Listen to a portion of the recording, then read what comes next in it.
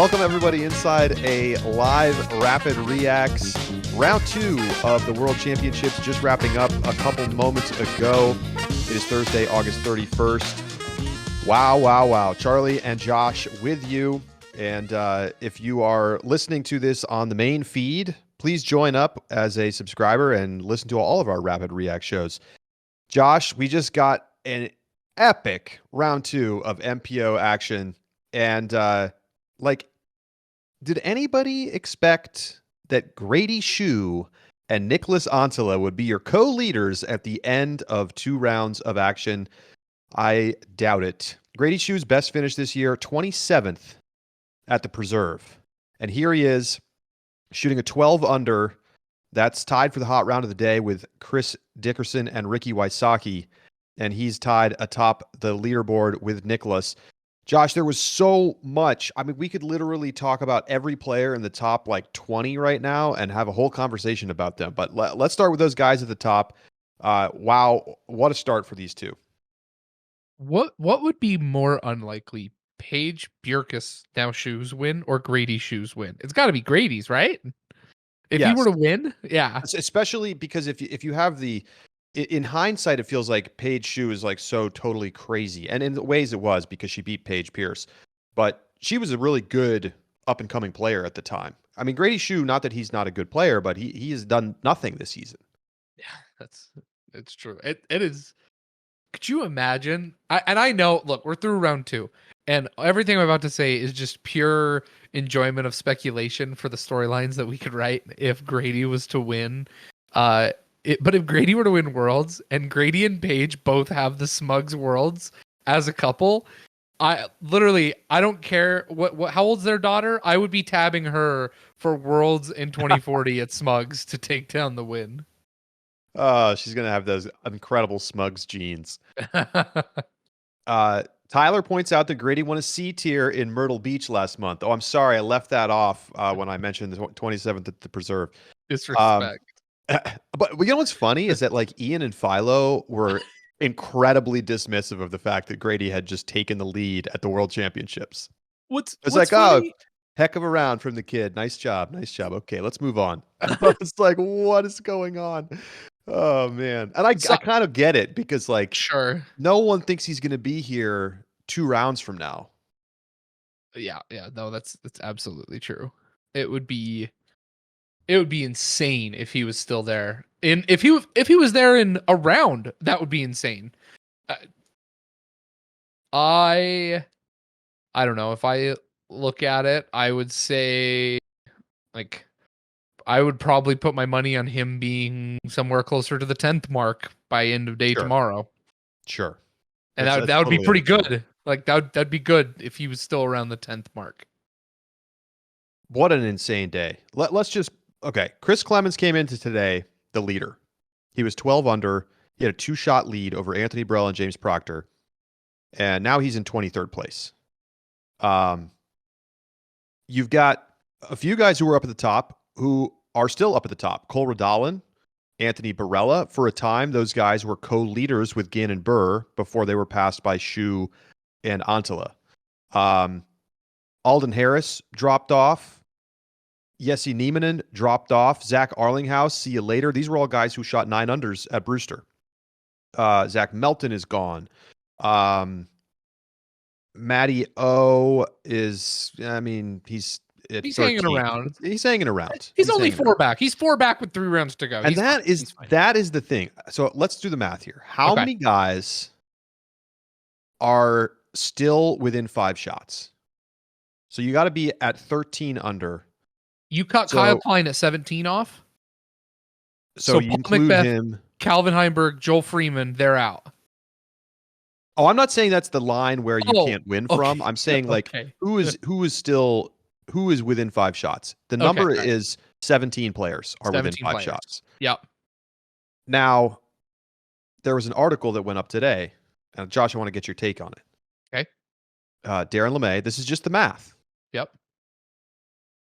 Over the last 14 MPO World Championships, the eventual winner has always been within 4 strokes of the lead after round 1. Oh, okay. I did not see this article. And at the after 2 rounds of the last 7 World Championships, the eventual winner was in the top 4 and on the lead card for the 3rd round. So I guess my question is, will that streak continue? Will we see a lead card winner from this Worlds, which means Grady Shue, Nicholas Antela, Ricky Wysocki, Chris Dickerson, or will somebody else win this tournament? Man, that really sucks and is hard because Gannon, Burr, Colward, Allen, and Anthony Barella are all tied with Ricky Wysocki and Chris Dickerson. Like they're right where they are at that cut line technically, but unfortunately because of ties would bounce out. Look, math, the odds say that I should take the field, right? Especially and if you gave me those 3 guys tied at 3rd, I think I probably would pick the lead card though. And pick the trend to continue. Look, if you go, I just pulled the UDisc win probability. It still has Ricky as the favorite with 26% win probability after today's round. It's got Gannon That's and too next. high. I love Rick. I picked Rick.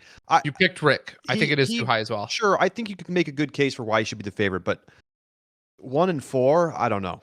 Your top 4, here they are in order. Rick, 26%.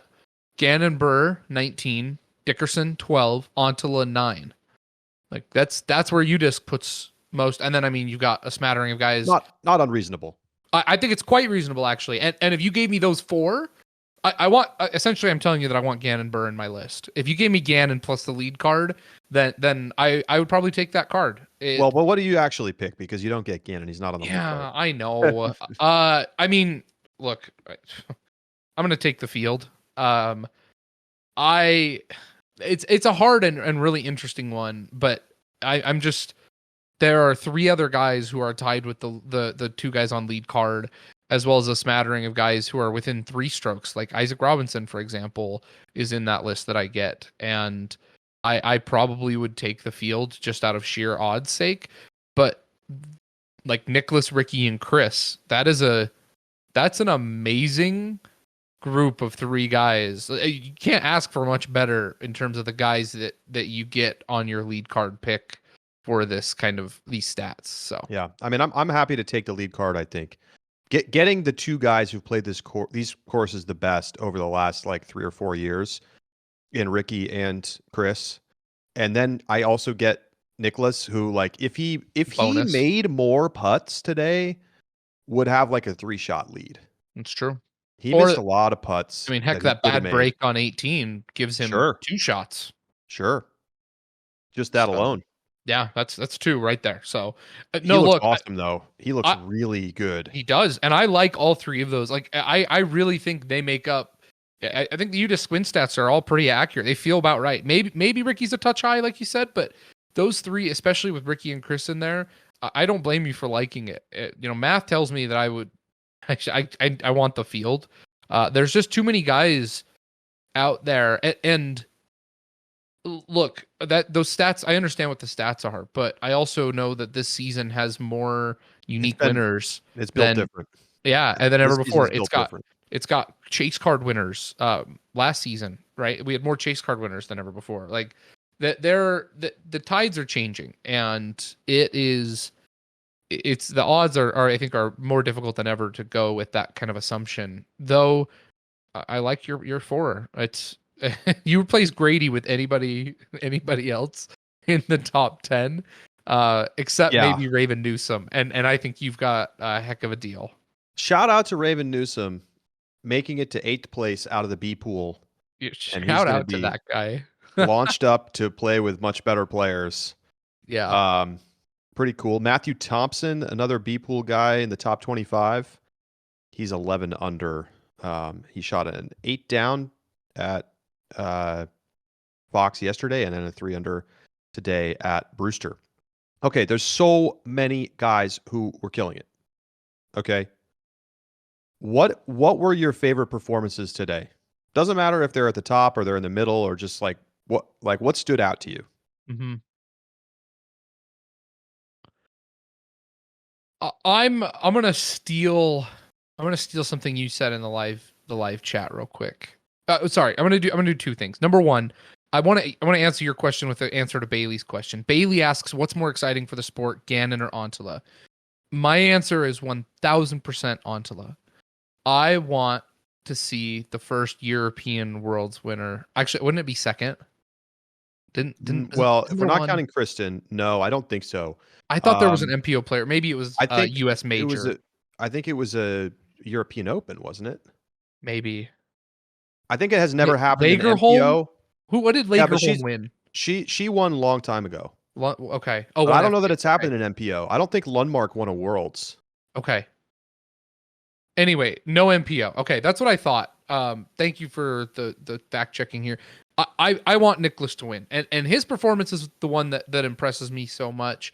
Uh, I I really think that to have a European MPO winner, like this will be remembered as kind of the mark, because this will not be the last, and there will be more and more amazing MPO players from around the world who are going to win worlds. And Nicholas, when the first one happens, like that is proof that they they belong here, that they would be continuing to win, and that they are contenders in every sense of the word. For me, Nicholas' performance amazing today, and would be just like the biggest storyline. Uh, Moving over then, I stealing from your live disc golf, because the live disc golf chat, I completely agree with you. Missy needs more respect, because Missy had a great great round and is playing well, and had some we talked a little bit about this, had some pretty like sloppy misses. I don't know the best way to put it. um I really like those misses are really what kept her from keeping this probably within like 5 strokes. And we're like, oh, like, oh, maybe like keeps the lead only grows by one. Like Missy's still in there. Those missed putts are kind of what pull her into the. It feels like a foregone conclusion at this point that Kristen has won it. Yeah, JVD says FPO is over boring. I I feel you. I agree with that. But Missy deserves some credit. I think she had a really good performance today, and to me was a standout performance and deserves some credit here. So Missy, 7 birdies, and I didn't look at what her specific round rating was today, but I think it was over 1,000 again, and she's averaging 1,005 disc golf through 2 rounds, which normally is enough to win you a tournament, Right. and she's down by 8 strokes. It's absolutely insane, and we need to acknowledge. Like been seeing people online saying stuff like, "Wow, like why can't everybody just play like Kristen? Like FPO is so terrible, they're so bad. This is so terrible and boring." And I get it; it is kind of boring, but let us acknowledge that Kristen Tatar's round ratings would have her like in the top 20 in MPO. Now, yeah, they're not playing the same course. I get all that, but her level of execution isn't that easy to do. It doesn't happen. She throws incredible shot after incredible shot and then makes every putt. And yeah, if we could all do that, wouldn't it be awesome? But she's now at the point where if she averages 10-10, I saw this in the Discord, 10-10 over the next 3 rounds, she will crack the 1,000 rating mark in the next update. And Ian and Philo just walked in the door. Yeah, Ian's hyped. And now I haven't done the math myself, but it's Kristen is just playing at another level. But I also want to point out Missy has still a chance to win this tournament. And I know that's some people are going to start laughing. They're going to say you're totally crazy. No way. Impossible. 8 strokes, 3 rounds. It could happen. Okay. All it takes is a bad Kristen round and a good Missy round. And then this is a 3-shot tournament going into the weekend. That is possible. It's possible. It could happen tomorrow. And while I think it's probably equally possible that Kristen adds to her lead, like the range of outcomes in my mind is that like Kristen has a bad putting day. Kristen played bad in round 3 of Worlds last year. This tournament isn't over yet. This is not the European Open where it was like definitely over after 2 rounds. Because we have 3 rounds, because of how Missy has been playing, I see a credible path for her to still win this tournament, even if I think it's pretty unlikely. JVD says Missy has as much of a chance as Grady Shue does. Now that is unbelievable disrespect. Unbelievable disrespect. I'm not sure for who. Yeah, that was that. No, it is respect for Grady. um, look, I mean, I hear you. I hear you.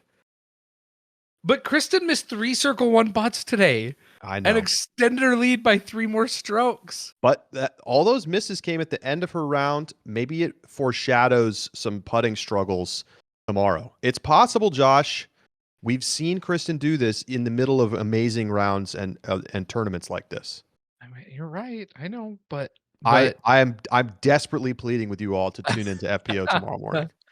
I'm pleading for myself to have something You- to talk about besides Kristen winning 3 straight majors this year. Charlie, you Uh, just had a Freudian slip. I think you said MPO. You said you're begging us all to tune into MPO. did I? Oh I God. maybe I heard it wrong, but I think you're projecting what we actually want to watch.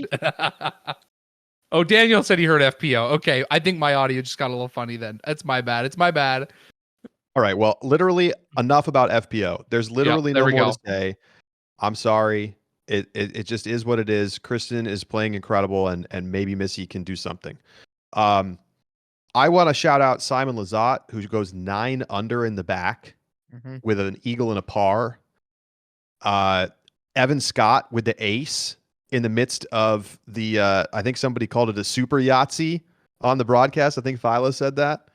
Um, a lot of guys had good days. A lot of guys had good days. But you know what? You know who's out of it, Josh? Paul Macbeth and Kyle Van Heimberg. I'm writing the obituary. They're done. Oh, They're done. It's over. wow. So you're saying the line is 13 and above? Sure.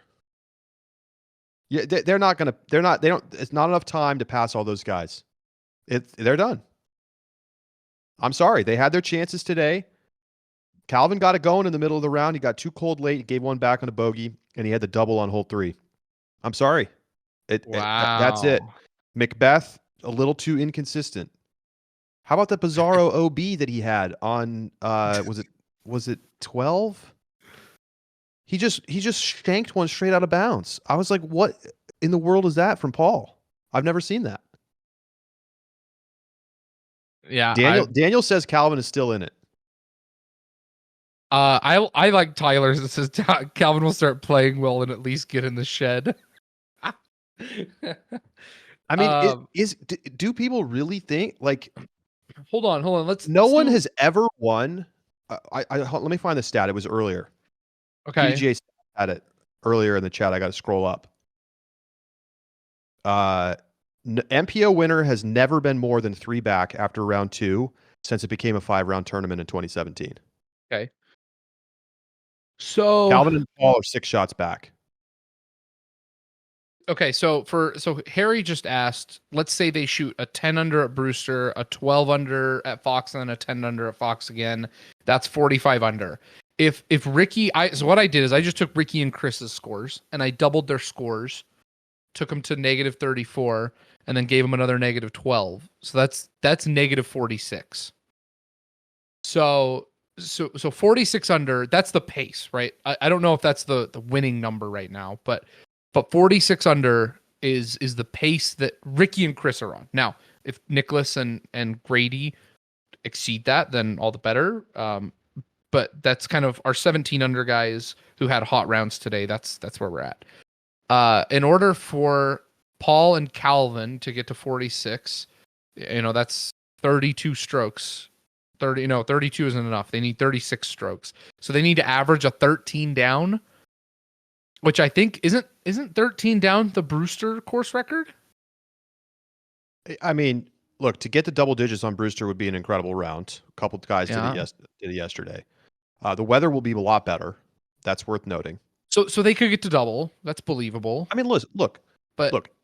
Is it hypothetically possible? Of course.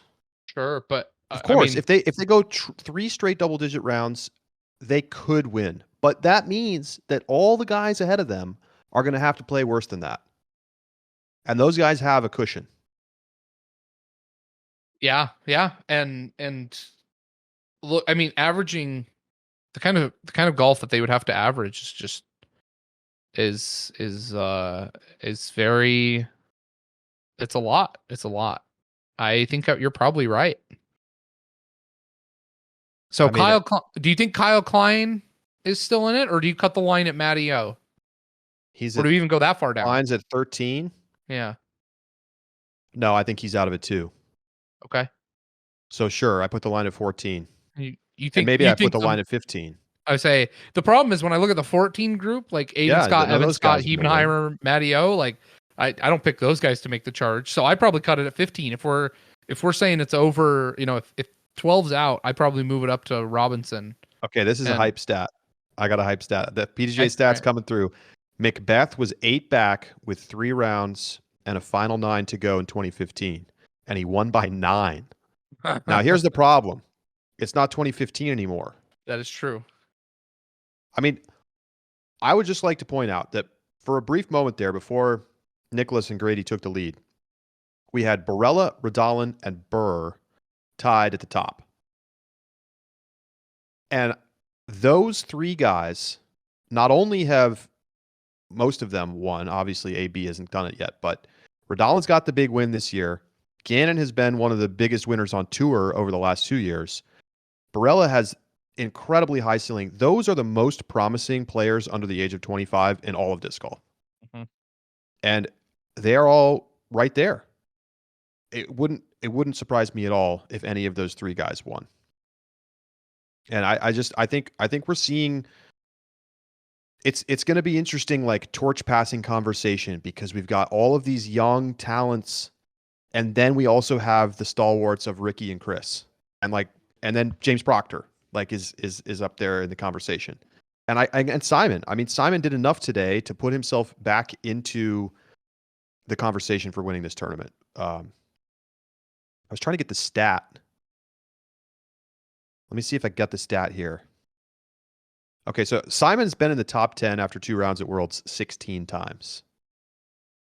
How about that? Yikes. I asked, so going back one quick point on where that kind of line is, I asked PDGA stats in the chat what place Macbeth was in going into when he was 8 strokes back. He was in 4th place. He is 6 strokes back and is tied for 18th now. There's a lot more people to pass. Right. Not to diminish how great he played in rounds 4 through 6. As PDGA Stats says, he played out of his mind. But that is a ton more people that have to play poorly and him to play great in order to make this work. Amp Style says Eagle is out. That's a fact. And I am 100% in agreement with that. Eagle is at 9 under. He's in 40th place. He's 9 shots back of the lead. He's done. Yeah. Yeah, he's definitely out. Man, this is going to be a crazy, crazy next 3 rounds. Now, here's my question. Do you think it's going to matter more how you play tomorrow at Brewster or how you play rounds 4 and 5 at Fox? Fox. The scores are typically more compact at Brewster, I feel, and you'll have 1 or 2 guys who will separate themselves. But I think as long as nobody, as long as you don't blow up. Yeah, see, Wire Trees says Brewster will make some blow up holes. I think you're going to lose a couple of guys out of the top here who are going to take themselves out of contention because of poor play at Brewster tomorrow. But I don't think you need to come out and be stellar. Like, I think you just need to go to Brewster and not lose there tomorrow, and then come back and win at Fox Run. That's what the game plan is now. Yeah, I think I agree with that. I mean, I've been trying to go back and forth in my mind, but I just feel like the ability to get birdies with consistency is higher at Fox Run. And so whoever goes, crazy and shoots 24, 25 under over the final 2 rounds is probably going to be the one who wins the tournament. Mm-hmm. Almost regardless of what happens at Brewster. Now, I mean, of course, you could always blow yourself up at any time with a terrible round. But you can't force it. You can't force it at Brewster. There's some holes at Fox Run where you could be like, you know what, I'm going for the Eagle. But at Brewster, you kind of just have to throw the line that's right in front of you. And if you try to press and you throw a faster disc and you clip a tree, boom, double bogey. So it's an interesting course to have in the mix right in the middle before we go back to 2 rounds at Fox. Here's the other thing about Brewster though. If you mess up, and this you've talked a little bit about, it's like going for eagle. The other part is like what happens when you mess up a hole. Now, Brewster, you can really, really, really mess it up if you manage to get in the woods and don't just pitch out, take your medicine. But let me give you an interesting stat. I went back and counted the bogeys for all the guys who are tied for 9th or better. At Brewster yesterday, there were 12 of them.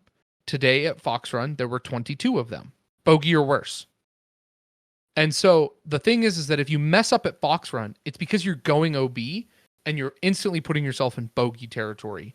In Brewster, you might just hit a tree and like fall or kind of bump back to the middle and you're out of position to get the birdie, but you may not necessarily be in bogey range yet. And so that's why I feel like at Brewster, as long as you don't literally blow up in your round with just some huge numbers, you're going to be okay. Go get an 8 down and you're fine, and then come back and the big thing though is like you need to both score on Fox Run and stay out of OB trouble. I think here's the evidence. The leaders of the tournament, Nicklaus and Grady, shot 7 under and 6 under at Brewster. And you have guys shooting anywhere from 5 to 10 under inside the top 10 right now. So, like, there's some variance available to you because then obviously there's more rounds at Fox, so that alone makes a difference. But I think you could see today that shooting really hot at Fox puts you in a position to win, and Brewster really can only crush you if you're way off your lines. So I think it's what I love about these two courses together. Okay, wow. I just don't even know how do we even prognosticate from here?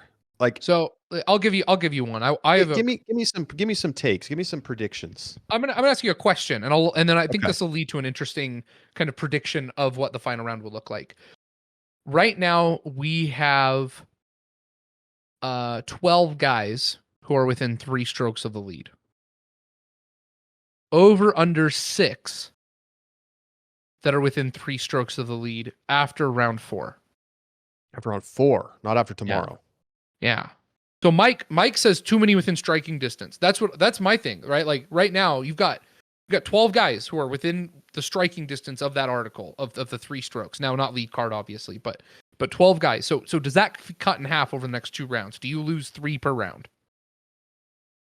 Or do you think it's more? No? I'm going to say no. I'm going to say it's going to stay close to where it's at right now. Then that tells me that we are going to have a bonkers final round. It's going to be bananas. It's going to be hard to kind of keep track because you're going to have guys who get in the clubhouse who were on 3rd card and still are like in contention and have good. If they shoot well from 3rd card, they very much could win Worlds. It is. I think I would be happy with the under. I think 6 is going to be about right. I wouldn't be surprised to see us lose because all we're talking about is like Raven Newsom, for example, drops 1 extra stroke and goes 1 stroke worse than Nicklaus and Ricky and Chris and Gan. Like that's not unbelievable to me. And I guess I just think Raven you've has got some. Too. The thing is, you've got guys lower down who can move could move up. That's true. Like a Calvin. So let me ask you this question then, because if that's the case, you say you think that Calvin can move within 3 strokes over the next 2 rounds, right? I think that's possible. Sure. Didn't Paul win from 3 strokes back last year? He did. He was chasing Aaron Gossage though. That's true. That is true. So who would Calvin be chasing? That's the difference. Is it was the fact that Paul was chasing Aaron and that Calvin would be chasing Ricky or Chris, and probably another 5 or 6 guys. And Gannon. Okay. Last year it was Aaron and it was Paul, and that was pretty much the conversation of who could win the tournament. Okay.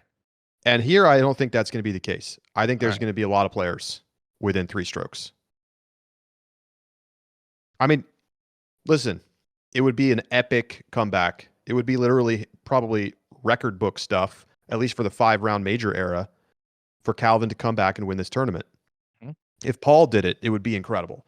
If any of those guys down at 12 under or below did it, it would be incredible. Calvin and Paul obviously have the best chance to do it because of the pedigree that they've shown and the history of their performances. But I do think we're probably more likely to see a battle between these young up and comers who have started to win. It's not just that they're like showing flashing talent, you know. You could say that you could say that about AB, I guess. But I mean, Anthony Barella did everything but win the European Open. And Cole Redalen has now won. Gannon Burr has won. Grady Shue, okay, I can understand why everybody's a little skeptical of Grady Shue.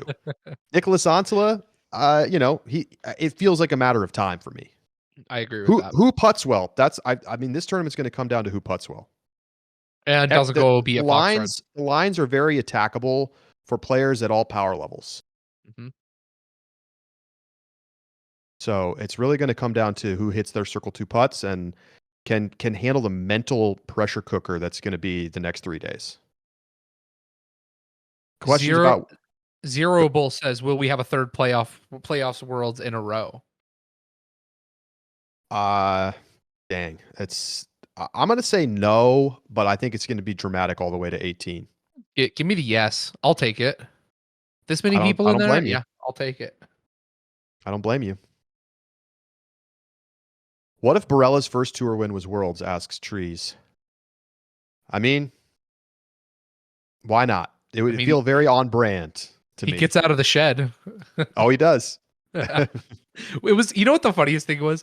Paul was rocking the AB hat today, and I didn't notice it until he had that rollaway on, what is it, 15? That crazy like switchbacking roll. Oh yeah. So he hits that, it rolls all the way back, and then it cuts to him sitting down, and he's wearing an AB hat, and I just laughed. It's like the irony. I'm looking up the playoff rules. I mean, how hilarious is it that we're talking about a possible playoff after only 2 of 5 rounds? Let's see. Playoffs.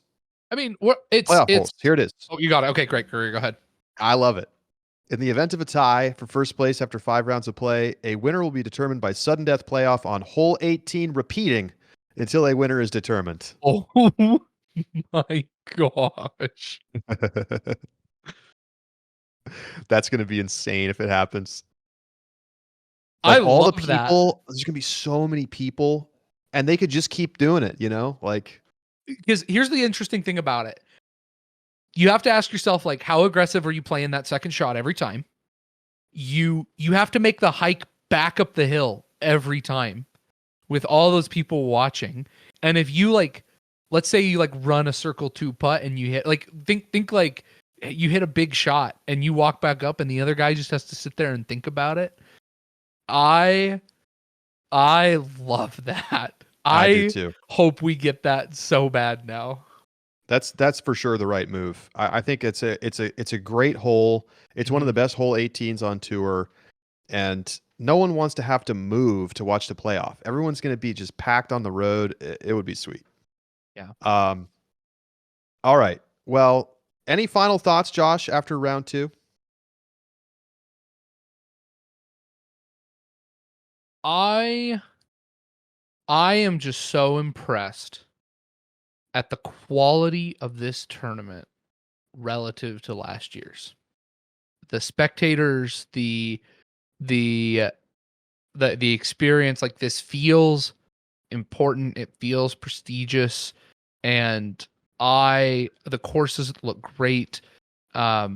It carries the sense of gravity, the look on camera, the excitement, the drama, the golf. Like, this is what Worlds needs to be every single year in order to continue to get sponsors like LL Bean as title sponsors and getting those non-endemic sponsors to be a part of this sport, because this is delivering a product for entertainment value that makes it worthwhile to make that kind of investment. And just to follow on that, if you missed watching the live MPO today, you really missed out. I mean, it was the morning finish of round one. The guys were playing terrible. No one could make a putt. It was like brick city out there. They looked tired. They looked sluggish. And then this afternoon, no one could miss. I mean, it was just like they're doing packages of like 5 guys in a row hitting 40+ footers. It was awesome.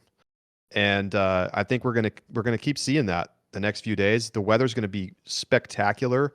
It's only gonna get warmer and sunnier from here on out. So should be fun.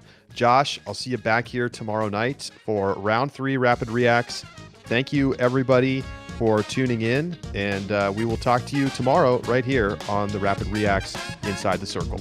Good night.